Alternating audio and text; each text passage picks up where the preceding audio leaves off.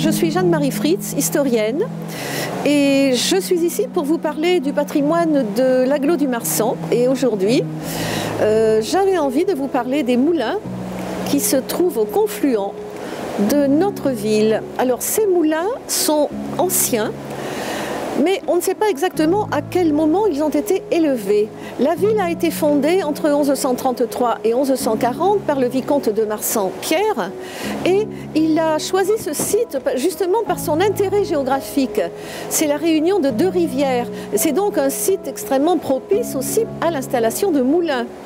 Bon, il a fallu évidemment faire des travaux, j'imagine, au cours des siècles, mais on n'en a pas le détail malheureusement.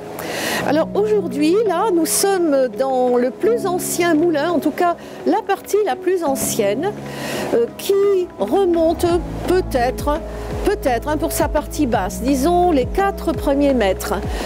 À la seconde moitié du XIIe siècle, ces moulins ont dû être édifiés, enfin en partie dans la seconde moitié du XIIe siècle, pour celui qui se trouve à la pointe du confluent, et le second qui lui a été élevé près du pont, qui est presque appuyé au pont. Lui, c'est un moulin qui est plus récent, qui devrait dater sans doute du XVe siècle. Donc nous avons ici de beaux édifices qui étaient séparés l'un de l'autre, bien entendu. Et ce n'est qu'au XXe siècle qu'on a réuni ces deux édifices pour constituer ce que l'on a appelé donc plus récemment l'ensemble de la minoterie. Si nous revenons au Moyen-Âge, eh bien, donc, nous avons peu de documents sur ces moulins, sinon que dans les années 1160-1170, le vicomte de Marsan-Pierre, son épouse Béatrice et leur fils Centule vont donner les dîmes du moulin de Mont-de-Marsan à l'abbaye de Saint-Sevé. Et ensuite, sans doute, leur fils confirme donc cette donation. Et un peu plus tard, dans les années 1180 peut-être, un membre de la famille vicomtale, un Guillaume Arnaud donc de Basconces, va donner également les dîmes d'un autre moulin. Et c'est à peu près tout ce que l'on a sur ces moulins au Moyen-Âge, donc nous n'en connaissons pas la construction.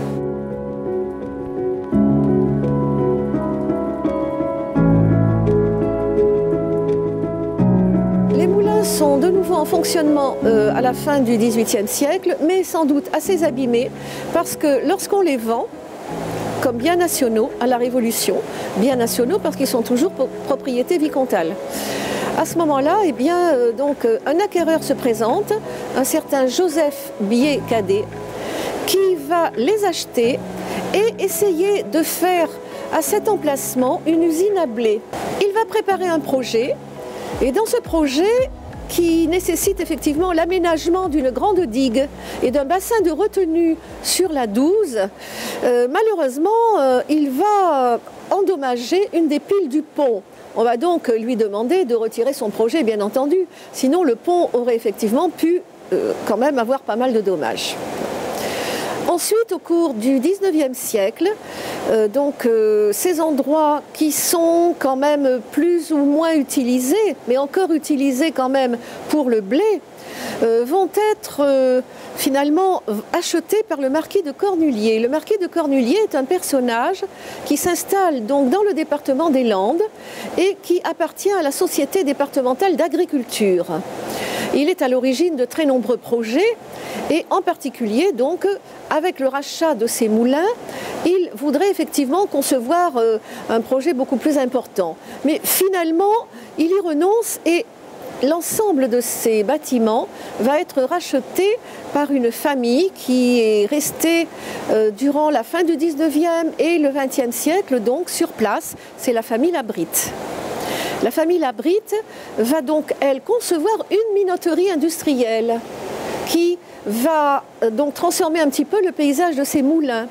Elle va édifier notamment au-dessus de ces deux bâtiments toute la partie supérieure, celle dans laquelle nous sommes notamment, enfin en partie, et elle va donc pendant quand même plusieurs décennies faire fonctionner cette minoterie jusque pratiquement à la fin de la Seconde Guerre mondiale. Et là, à la fin de la Seconde Guerre mondiale, donc dans les années 50, bon, la minoterie fonctionne encore, mais bon, beaucoup moins qu'avant. Et la ville va lancer un projet dans le cadre donc, du projet Ville moyenne. Et ce projet va déboucher donc, sur l'achat des moulins par la ville, qui va les transformer, qui va les aménager en partie. Et aujourd'hui, à la suite donc encore de l'installation de l'office de tourisme de Mont-de-Marsan-Aglo, eh bien, ces bâtiments ont été rénovés à l'intérieur. Mais la partie qui servait autrefois de minoterie n'a pas encore fait l'objet effectivement d'aménagement, parce qu'il faut bien avouer que c'est une partie qui est quand même inondable, que même s'il y a de moins en moins d'inondations qu'avant, eh bien, ça serait quand même bien dommage d'avoir l'eau qui envahit une partie de ces installations. Donc pour l'instant, eh bien, c'est encore, disons, en réflexion.